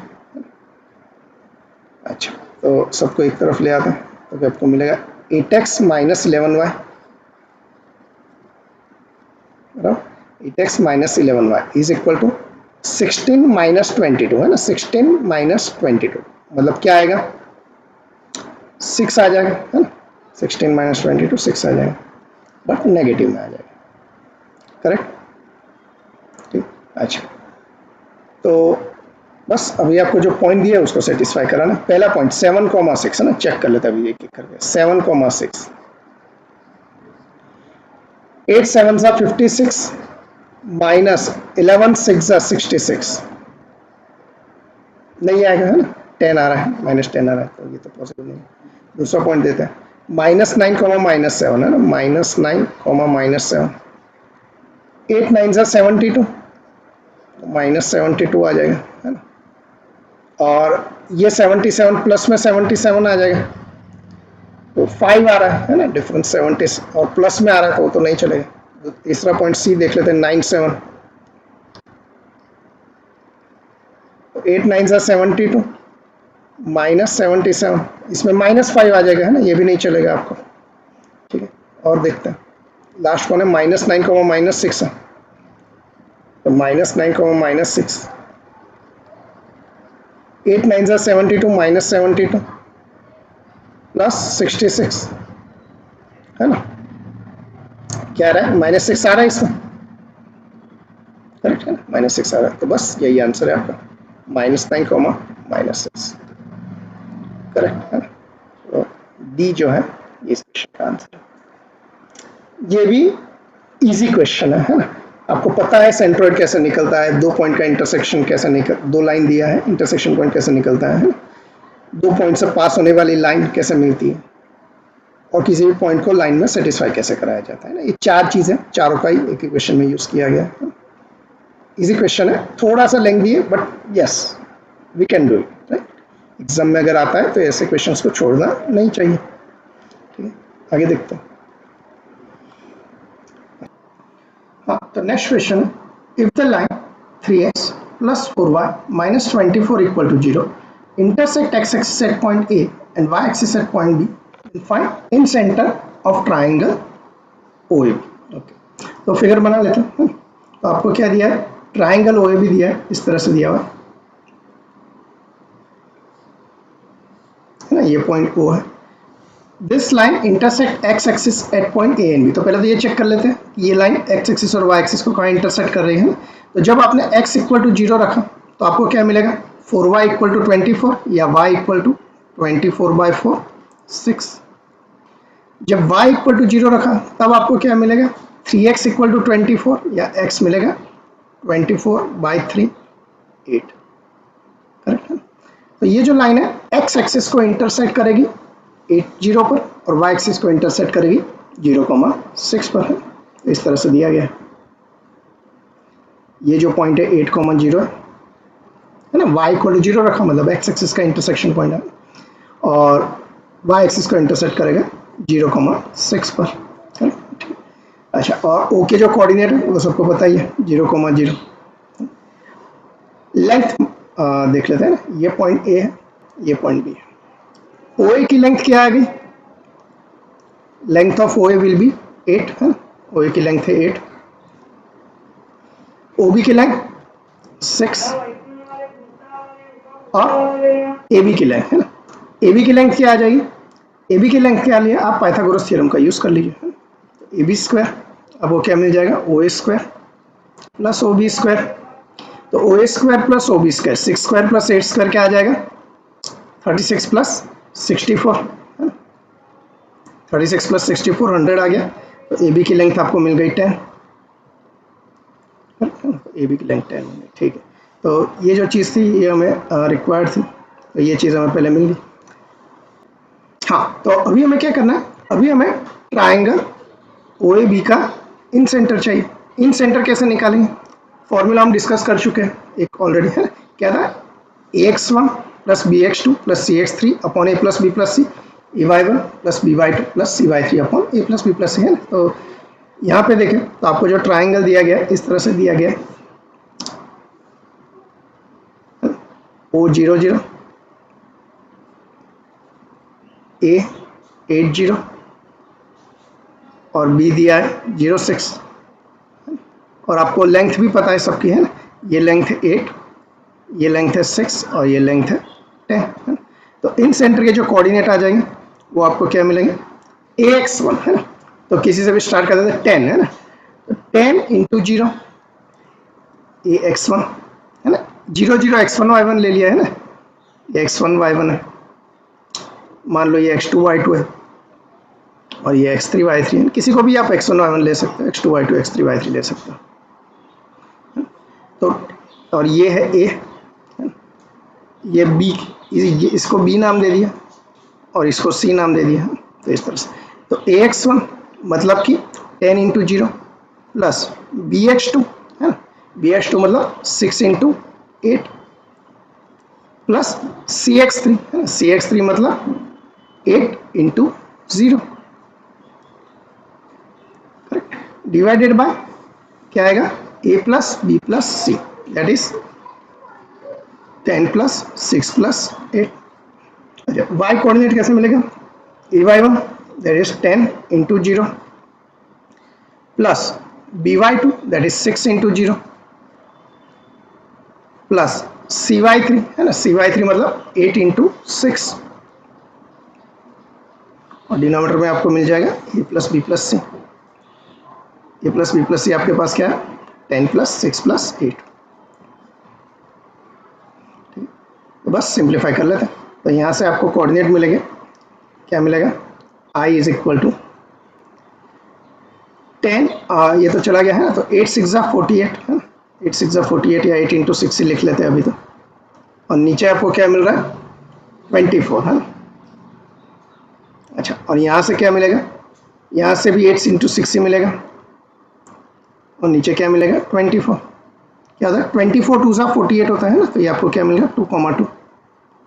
बस यही आपका इंसेंटिव है। तो आंसर आप देख सकते हो डी जो है that is our answer. JEE main 2019 question. Next question पर आते हैं। Let equation of two sides of triangle, आपको ट्राइंगल की दो साइड दी गई है ना, और ऑर्थोसेंटर ऑफ ट्राइंगल 1 1 दिया गया। तो find equation of third side. ठीक है, फिगर बना लेते हैं सबसे पहले। तो मान लो ये ट्राइंगल आपको इस तरह से दिया गया है ना, ये ट्राइंगल, और दो ट्राइंगल एबीसी नाम दे दिया हमने। ठीक है, ए बी साइड जो है मान लो 3x minus 2y equal to -6 है, और जो साइड ए सी है that is suppose 4x plus 5y equal to 20 है। आपको क्या बोला गया कि ऑर्थो सेंटर ऑफ ट्राइंगल 1 1 है। ऑर्थो सेंटर क्या होता है intersection point of all the 3 altitude है। तो आपने ए से अल्टीट्यूड बनाया बीसी पर, उसी तरह बी से अल्टीट्यूड बनाओगे, और उसी तरह मान लो आपने सी से अल्टीट्यूड बनाया जो इससे पास होगा, और इन सब का जो इंटरसेक्शन पॉइंट है दैट इज 1,1 है। तो ये है H 1,1। ये जो इंटरसेक्शन पॉइंट BC को जो अल्टीट्यूड इंटरसेक्ट करता है, let's say this point is 8D, this is E and this is से F है ना, DF नाम दे दिया हमने। तो अभी आपको H के कोऑर्डिनेट पता है, ठीक है, और आपको क्या चाहिए BC की इक्वेशन चाहिए ना, इक्वेशन ऑफ थर्ड साइड। तो BC की इक्वेशन कैसे मिलेगी? कोई भी लाइन की इक्वेशन मुझे तब मिलेगी जब या तो मुझे उसका दोनों पॉइंट पता हो, उसका स्लोप पता हो, दोनों पॉइंट हो पता हो तो उस इक्वेशन में एक खत्म है, या तो फिर स्लोप पता है BC का और कोई एक पॉइंट पता है ना। तो स्लोप मैं निकाल सकता हूँ BC का। कैसे? अगर मुझे किसी तरह AD का स्लोप मिल जाए है ना, तो BC का स्लोप मिल जाएगा। AD के स्लोप के लिए एक पॉइंट तो है H हमारे पास है ना, तो दूसरा एक पॉइंट चाहिए, तो पॉइंट A आपको मिल सकता है। कैसे मिलेगा? पॉइंट A जो है वो AB और AC का इंटरसेक्शन पॉइंट है। तो ये दोनों लाइन का आप इंटरसेक्शन पॉइंट निकाल लोगे तो आपको पॉइंट A मिल जाएगा, वहां से आपको AD का स्लोप मिल जाएगा, करेक्ट, और वहां से BC का स्लोप मिल जाएगा। फिर पॉइंट के बारे में हम देखते हैं, है ना। तो सबसे पहले तो आप क्या करो, पॉइंट A निकालो, है ना। तो पॉइंट A के लिए क्या किया आपने, 3x minus 2y equal to -6 है, और 4x plus 5y equal to 20 है। सॉल्व करना है। क्या किया, फर्स्ट को आप 5 से मल्टीप्लाई कर दो, सेकंड को आप 2 से मल्टीप्लाई कर दो, है ना। तो फर्स्ट को 5 से मल्टीप्लाई कर देंगे, तो सेकंड को हम 2 से मल्टीप्लाई कर देंगे। तो आपको क्या मिलेगा देखना, 5 into 3 15x minus 10y is equal to -30। तो सेकंड को 2 से मल्टीप्लाई कर दिया, आपको मिलेगा 8x plus 10y is equal to 40। Add कर दिया दोनों को, क्या मिलेगा 23x 15 प्लस 8 23x, और इस तरफ आपको मिल जाएगा 10। तो x की वैल्यू आपको मिल गई 10/23। x की वैल्यू क्या मिली 10/23। हाँ, तो x आपको मिला 10/23। ठीक है, y निकाल लेते हैं। y कैसे निकालेंगे, किसी भी एक इक्वेशन में रख लेते हैं ना। तो फर्स्ट इक्वेशन पे रख लेते हैं। तो फर्स्ट इक्वेशन से आपको क्या मिलेगा, 2y is equal to 3x plus 6, correct है। तो ये आपको क्या मिला 3 into X, that is 3 into 10 divide by 23 plus 6। 2 common आ जाएगा है ना, और ये 2 जो y के साथ जो 2 है उससे कैंसिल हो जाएगा ना, यहाँ कर लेते हैं। अब वो क्या मिला 2y इज इक्वल टू 2 आपने कॉमन ले लिया तो क्या आएगा 3 इंटू 10 था तो अभी 3 इंटू 5 हो गया 15/23 हो गया, प्लस 6 था तो कॉमन ले लिया है ना 3 आ जाएगा, तो ये 2 और ये 2 तो यहाँ कैंसिल हो गया, तो यहाँ से आपको y मिलेगा। y क्या मिला 23 इंटू 3 क्या मिला 69 है ना, 15 प्लस 69 और डिवाइडेड बाय है 23, तो y की वैल्यू आपको मिलेगी 69 प्लस 15, 9 and 5 14 4 84 है ना, 84 डिवाइड बाय 23। तो आपको पॉइंट ए के कोऑर्डिनेट मिल गए। पॉइंट ए कोऑर्डिनेट क्या मिला आपको 10/23 और 84/23 है ना, 10/23 और 84/23। ये क्वेश्चन क्या थोड़ा लेंथी है, तो इस तरह के क्वेश्चन आप तभी कर सकते हो जब आपके पास थोड़ा सा टाइम हो है ना, जल्दी जल्दी में ये क्वेश्चन नहीं होगा। तो अभी आप क्या करो एडी का स्लोप निकालो, तो स्लोप ऑफ एडी की बात करते हैं, क्या आएगा y कोऑर्डिनेट का difference divide by x coordinate का डिफरेंस है ना। पॉइंट कौन से है, एक तो ए पॉइंट ये है और दूसरा पॉइंट h है आपके पास 1,1 है, तो 2 पॉइंट है तो स्लोप मिल जाएगा आपको। ओके, तो एडी का स्लोप y कोऑर्डिनेट का डिफरेंस क्या मिलेगा 84/23 minus 1 divided by x coordinate का डिफरेंस 10/23 माइनस 1, ये आपको मिल जाएगा 84 माइनस 23 और नीचे आ जाएगा 10 माइनस 23 है ना, नीचे 23 तो कैंसिल हो जाएंगे। 84 माइनस 23 ये आपको क्या मिलेगा 61 करेक्ट, और नीचे आपको मिल जाएगा माइनस का 13 करेक्ट, माइनस का 13 है ना। तो एडी का जो स्लोप है वो आपको क्या मिला 61/-30 एम एडी का स्लोप क्या मिला आपको माइनस का 61/30, ठीक है, माइनस 61/30। तो आपको किसका स्लोप चाहिए, आपको तो स्लोप चाहिए बीसी का स्लोप चाहिए, तो बीसी का स्लोप कैसे मिलेगा m1 m2 -1 है ना, तो वो आपको मिल जाएगा 13/61। हमें क्या मिल चुका है, हमें बीसी का स्लोप मिल चुका है, ठीक है, बीसी का स्लोप मिल चुका है। तो अगर मुझे किसी तरह से कोई एक पॉइंट मिल जाए, या तो पॉइंट बी मिल जाए या पॉइंट सी मिल जाए है ना, तो हमारा काम हो जाएगा, ठीक है। तो क्या करेंगे देखो ए बी का स्लोप हमें मिल जाएगा है ना, क्योंकि ए बी की इक्वेशन पता है ना, ए बी का स्लोप मिल जाएगा, और वहां से मुझे सी एफ का स्लोप भी मिल जाएगा या सी एफ की इक्वेशन भी मिल जाएगी। एक सिंपल सा काम करते हैं, डायरेक्ट सी एफ की इक्वेशन निकाल लेते हैं। कैसे निकालेंगे, आपको ए बी की इक्वेशन पता है 3x - 2y = -6 है ना, ए बी की इक्वेशन क्या है 3x - 2y = -6, उसका यूज करते हैं।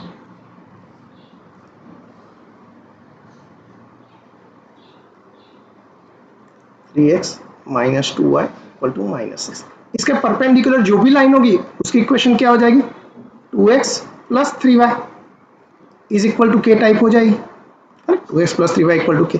और ये जो लाइन है कहाँ से पास हो रही है 1,1 h पॉइंट से पास हो रही है, तो आपको क्या मिलेगा 2 + 3 = k या k = 5 मिल गया है। तो ये जो लाइन है ये किसकी इक्वेशन आपको मिली, ये आपको मिली सी एफ की इक्वेशन है ना, क्योंकि ए बी के परपेंडिकुलर है सी एफ है ना, वो परपेंडिकुलर लाइन की इक्वेशन आपको पता ही है कैसे निकालते हैं। तो सी एफ की इक्वेशन आपको क्या मिल गई 2x + 3y = 5 मिल गई।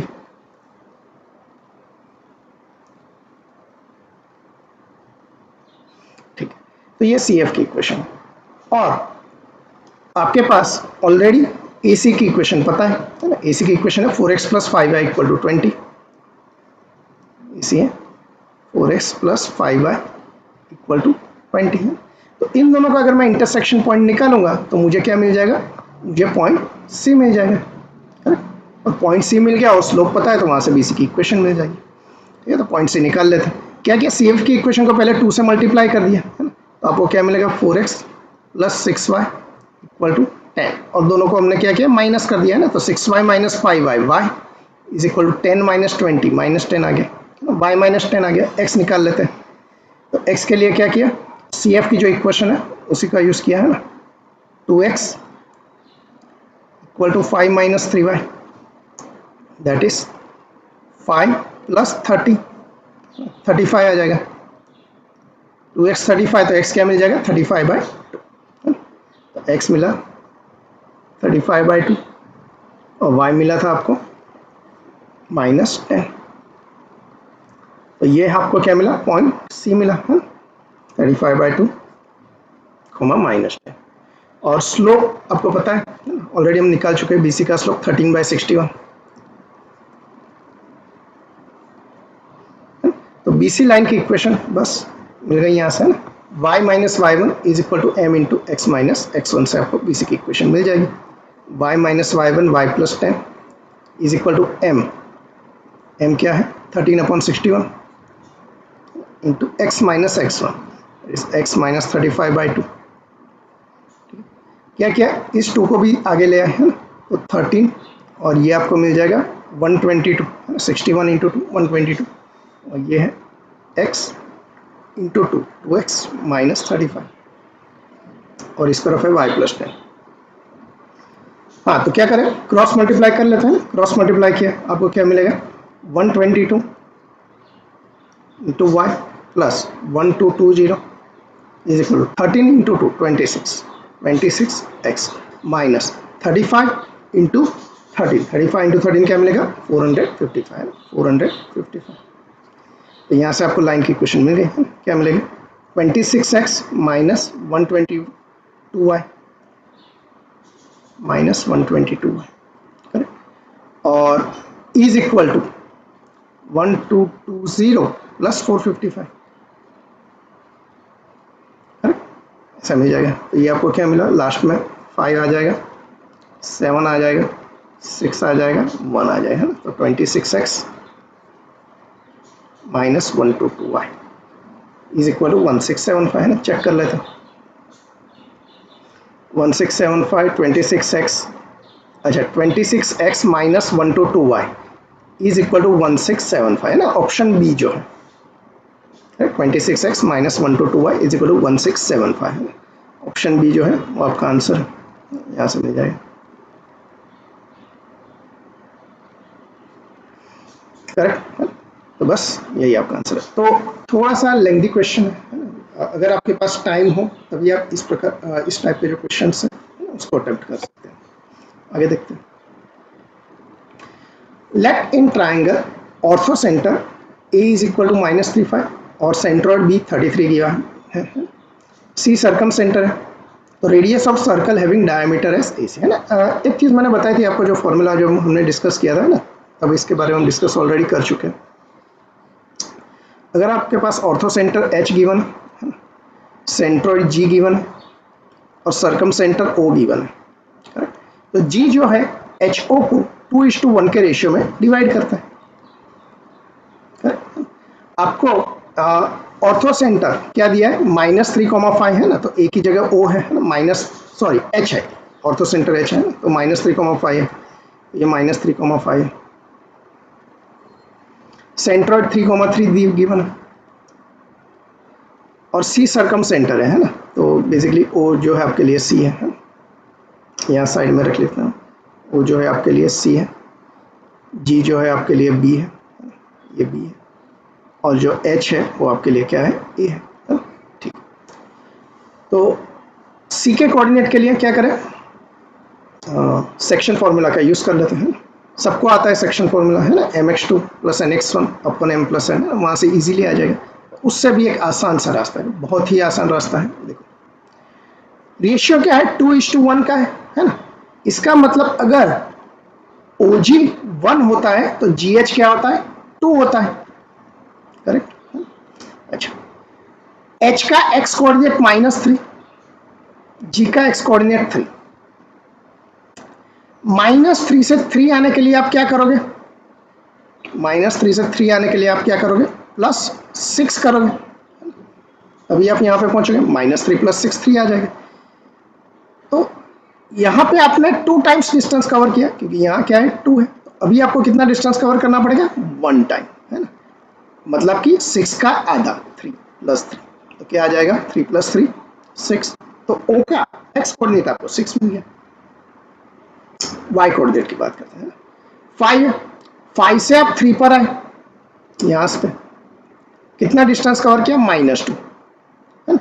तो यहाँ पे 3 से यहाँ पर आने के लिए कितना कवर करना पड़ेगा, उससे हाफ, क्यों, क्योंकि 2:1 है ना, रेशियो 2:1 है। तो -2 का हाफ -1 होता है, तो 3 - 1 क्या आ जाएगा, 2 आ जाएगा। तो बस आपको सर्कम सेंटर ओ के कोऑर्डिनेट मिल गए, है ना। यहाँ आपके पास सी है ना, तो सी के कोऑर्डिनेट क्या आ गए, 6,2। अदरवाइज आप डायरेक्टली सेक्शन फॉर्मूला से भी निकाल सकते हैं, कोई इश्यू नहीं है ना, वो भी आ जाएगा। 10-15 सेकंड ज़्यादा लगे और कुछ नहीं है ना। अच्छा, तो आपको क्या बोला है, find radius of circle having diameter AC। तो आप AC की लेंथ निकाल लो और उसको आधा कर लो, है ना, तो आपको सर्कल की रेडियस मिल जाएगा। Radius of circle having diameter AC, तो AC अगर डायमीटर है तो रेडियस क्या हो गई, AC की हाफ हो जाएगी, है ना। तो AC निकाल लेते हैं। AC क्या मिलेगा, स्क्वायर रूट में A है -3,5 है ना, तो 6 + 3 का स्क्वायर, x1 - x2 का स्क्वायर प्लस y1 - y2, 2 - 5 का स्क्वायर, है ना, ऐसा आ जाएगा। तो ये आपको मिल जाएगा 6 + 3 9 का स्क्वायर 81 प्लस 3 का स्क्वायर 9, है ना, 90 मिल गया, स्क्वायर रूट में 90। अब वो क्या चाहिए, उसका आधा चाहिए, है ना, तो रेडियस जो है AC/2 मतलब √90 डिवाइड बाय 2 आ जाएंगे ना। ऑप्शन में कुछ दिख नहीं रहा है, थोड़ा और सिंप्लीफाई करना पड़ेगा। √90 क्या होता है, 3√10 हो जाएगा, है ना, 3√10 हो जाएगा। 9 × 10 है ना, 9 में 9 का स्क्वायर रूट 3 होता है, तो √3 बार आ गया। अभी भी ऑप्शन नहीं दिख रहा है, 3√10 नहीं दिख रहा है, ठीक है, और थोड़ा सिंप्लीफाई करते हैं। क्या किया, 3√10 को लिखा √2 × √5, और नीचे जो 2 है उसको लिखा √2 × √2, लिख सकते हैं। √2 मल्टीप्लाई बाय √2 क्या होता है, 2 होता है। ये और ये कैंसिल हो गया, 3√5/2 क्या मिला आपको, √5/√2, है ना, 3√5/√2, ये रहा ऑप्शन सी, है ना, सेम ना, ये आपका आंसर है ना। इजी क्वेश्चन है, खाली आपको ये प्रॉपर्टी पता होनी चाहिए कि जी जो है HO को 2:1 के रेशियो में डिवाइड करता है ना, तो बस उससे आपका आंसर इजीली आ जाएगा। आगे देखते हैं, नेक्स्ट क्वेश्चन है, 2 वर्टाइसेस ऑफ ट्रायंगल आपको दिए गए हैं, ऑर्थो सेंटर ओरिजिन दिया, थर्ड वर्टेक्स कौन से क्वाड्रेंट में लाई करता है, मतलब थर्ड वर्टेक्स के कोऑर्डिनेट आपको चाहिए है, वहाँ से आपको पता चल जाएगा वो कौन से क्वाड्रेंट पे। तो मान लो ये आपका ट्रायंगल है, ठीक है, और ये जो पॉइंट है A आपको पता नहीं है, और मान लो ये B पॉइंट जो है वो 0,2 और C जो पॉइंट है वो 4,3 दिया गया है। ऑर्थो सेंटर ओरिजिन है, मतलब कि आपने A से अगर परपेंडिकुलर ड्रॉप किया तो वो कहाँ से जाएगा, ओरिजिन से जाएगा, है ना, ये ओरिजिन है ऑर्थो सेंटर 0 0। अब मान लो यहाँ से आपने एक और बना लिया, ये ऐसा होगा, है ना, एक यहाँ से परपेंडिकुलर जाएगा,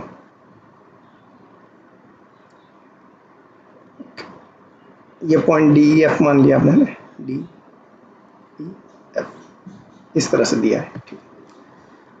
अभी करना क्या है, आपको A के कोऑर्डिनेट चाहिए, तो मान लेते हैं A के कोई कोऑर्डिनेट अज्यूम कर लेते हैं, क्या अज्यूम कर लेते हैं, A, B अज्यूम कर लिया।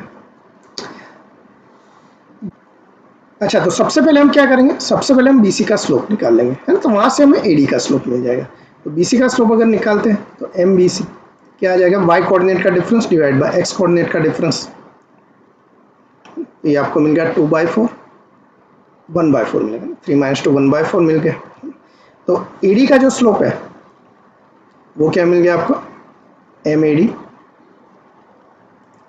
-4, ठीक है। अच्छा, AD का स्लोप और हम किस तरह से निकाल सकते हैं, आपके पास पॉइंट A है और पॉइंट O है ओरिजिन, है, तो वहाँ से आप AD का स्लोप निकाल सकते हैं, जो AD का स्लोप होगा वही AO का स्लोप होगा।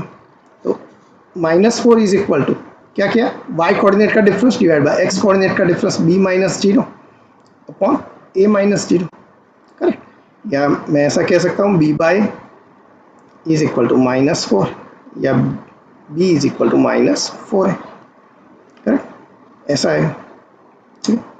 अच्छा, मतलब कि एक चीज तो तय है कि A और B की जो साइन है वो अपोजिट है ना, साइन अपोजिट है, मतलब कि फर्स्ट क्वाड्रेंट भी हमारा आंसर नहीं हो सकता है और थर्ड क्वाड्रेंट भी आंसर नहीं हो सकता है, करेक्ट है ना, ये चीज़ तो हमें यहाँ से पता चल गई, ठीक है। अच्छा, अभी एनीवे एग्जैक्ट कोऑर्डिनेट निकालते हैं, तो अभी हम क्या करेंगे, कि अभी हम ए बी का स्लोप निकाल लेते हैं, है ना, और ए बी का स्लोप और ओ सी का स्लोप, है ना, उसका मल्टीप्लीकेशन -1 होता है ना, उसका यूज कर लेते हैं। तो ए बी का स्लोप और ओ सी का स्लोप क्या करेंगे, कैसे मिलेगा देख लेते हैं। M A B multiplied by M O C या सी एफ को जो भी लिखो आप, है ना, is equal to -1। A B का स्लोप आपको मिलेगा वाई कोऑर्डिनेट का डिफरेंस अपॉन एक्स कोऑर्डिनेट का डिफरेंस a -0 यही होता है, मल्टीप्लाई बाय ओ सी का स्लोप y कोऑर्डिनेट का difference divide by x coordinate का डिफरेंस 3/4 आ जाएगा, है ना, 3 - 0 डिवाइड बाय 4 - 0 और ये है -1। यहाँ से आपको क्या मिलेगा, इज इक्वल टू -1 आएगा। b -2 into 3 is equal to -4 है। और आगे हमारे पास क्या इक्वेशन था, पहले हमें ऑलरेडी b इक्वल टू -4 मिल चुका था, है ना, तो -4 की जगह b लिख देते हैं, है ना, इस इक्वेशन में ये जो b जो है यहाँ लगा देते हैं। तो आपको क्या मिलेगा, 3b - 6 इज इक्वल टू -4 है, और -4 की जगह आपने क्या लिख लिया, b लिख दिया। तो आपको क्या मिला, 2b इज इक्वल टू 6 या b इक्वल टू 3 मिल गया, है ना, b इक्वल टू 3 मिल गया तो a मिल जाएगा, है ना, a क्या मिलेगा, b इक्वल टू -4 है तो b अपॉन -4 3/4 -3/4 आ जाएगा, है ना। तो जब पॉइंट है, पॉइंट ए, उसके कोऑर्डिनेट क्या मिले आपको, -3/4, 3। कौन से क्वाड्रेंट में आएगा, ये आपको मिलेगा सेकंड क्वाड्रेंट, है।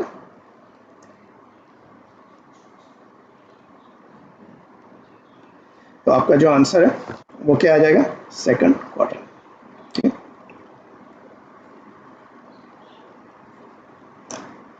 तो कंपैरेटिवली देखा जाए वैसे तो इजी क्वेश्चन है, बस आपको थोड़ा सा ये स्लोप है ना, उसका ध्यान रखना है कि स्लोप हम कैसे निकाल सकते हैं ऑर्थो सेंटर को ध्यान में रखते हुए। आगे देखते हैं। A point P moves on the line this, मतलब पॉइंट P जो है 2x - 3y + 4 के ऊपर का कोई भी पॉइंट हो सकता है ना। Q और R आपको कोई दूसरे दो कोऑर्डिनेट दिए गए, this are fix point. Locus of centroid of triangle PQR क्या होगा, तो मान लो ये आपको एक लाइन दी गई है 2x - 3y equal to -4, point P इसके ऊपर का कोई भी पॉइंट होगा और Q और R कोई फिक्स पॉइंट है, point P lies on this. Q के कोऑर्डिनेट आपको 1 4 गिवन है और R के कोऑर्डिनेट 3 - 2 गिवन है। पॉइंट P को हम अज्यूम कर लेते हैं, कैसे अज्यूम करेंगे पॉइंट P को, पॉइंट P को अज्यूम करने के लिए मैंने क्या किया, इस लाइन का यूज कर लिया, क्योंकि पॉइंट P इस लाइन के ऊपर है, इस लाइन के ऊपर का कोई भी पॉइंट किस तरह से होगा, है। मान लो P का जो x कोऑर्डिनेट मैंने अल्फा ले लिया, तो y कोऑर्डिनेट क्या होगा, 2α - 3y इक्वल टू -4, है ना। तो 3y आपको मिलेगा 2α + 4, 3y आपको क्या मिला 2α + 4, या y आपको मिल जाएगा 2α + 4 डिवाइड बाई 3। तो y कोऑर्डिनेट इसका क्या होगा, 2α + 4 डिवाइड बाई 3, P का y कोऑर्डिनेट।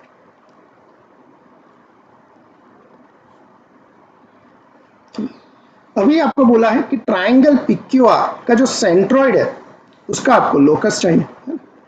तो वो लोकस में भी कोई स्ट्रेट लाइन होगा, है ना, तो उस लाइन के बारे में आपको बताना है। तो बेसिकली आपको लोकस चाहिए तो वहां से मिल जाएगा। तो सेंट्रॉइड आप कैसे निकालते हो, x1 + x2 + x3/3 y1 + y2 + y3/3 है ना। तो जिसका लोकस चाहिए उसको मैंने h, k नाम दे दिया, जिस भी पॉइंट का लोकस चाहिए नॉर्मली हम h के नाम दे देते। तो h क्या मिलेगा, अल्फा + 1 + 3/3, h क्या मिला आपको, अल्फा + 1 + 3/3, या तो आप कह सकते हो अल्फा + 4/3, ठीक है। उसी तरह आपको k मिल जाएगा, है ना। k कैसे मिलेगा, 2α + 4/3 है, वो तो आएगा ही आएगा, +4 + 2, k इज इक्वल टू 2α + 4/3 + 4 + 2, है ना, y कोऑर्डिनेट, और डिवाइड बाय क्या आ जाएगा, 3 आ जाएगा। यहाँ से आपको क्या मिलेगा, 2α + 4 + 4 + 2 6, और 6 × 3 18 हो जाएगा। और नीचे 3 इंटू 3 आ जाएगा। यहाँ से आपको k मिलेगा 2 अल्फा प्लस 18 प्लस 4 22 है डिवाइड बाय 9।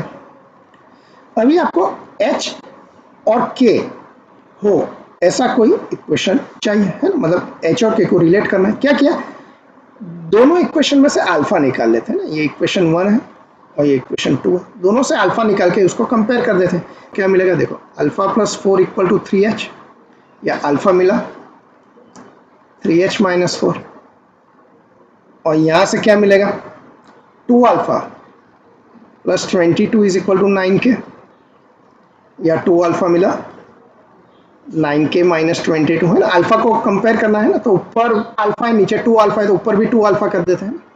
2 अल्फा क्या मिल जाएगा 6h माइनस 8 है ना, तो दोनों को कंपेयर कर दिया। क्या किया 2 अल्फा इक्वल टू 2 अल्फा, तो ऊपर से मिला 6h माइनस 8, ये क्या है 9k माइनस 22, तो क्या मिलेगा 6h minus 9k is equal to minus 22 plus 8 14 है ना, माइनस का 14 आ जाएगा है ना, 2 से डिवाइड कर लेते हैं तो 3 नहीं डिवाइड नहीं होगा क्योंकि 9k है, 3 से भी नहीं होगा बस। तो यही इक्वेशन है 6h minus 9k equal to minus 4। तो अभी लोकस निकालना है, तो h की जगह x और k की जगह y रख दो, तो 6x minus 9y is equal to minus 14 आ जाएगा। अच्छा, तो इसका स्लोप हम निकाल लेते हैं ना, इसका स्लोप क्या आएगा 6x minus 9y equal to minus 14, तो m आपको मिलेगा माइनस a का a by b, minus a by b क्या आएगा माइनस 6 अपॉन माइनस 9 2/3 है। ऑप्शन में देख लेते हैं, तो विथ स्लोप 2/3 है ना, parallel to x axis parallel to y axis जैसा तो कुछ है नहीं है ना, तो ये है, यही आपका आंसर है। ठीक है, तो इस तरह से हम ये क्वेश्चन कर सकते हैं, ये भी इजी क्वेश्चन है। तो इसके साथ ये लेक्चर समाप्त होता है, फिर मिलेंगे स्ट्रेट लाइन के बाकी के क्वेश्चंस के साथ। Thank you.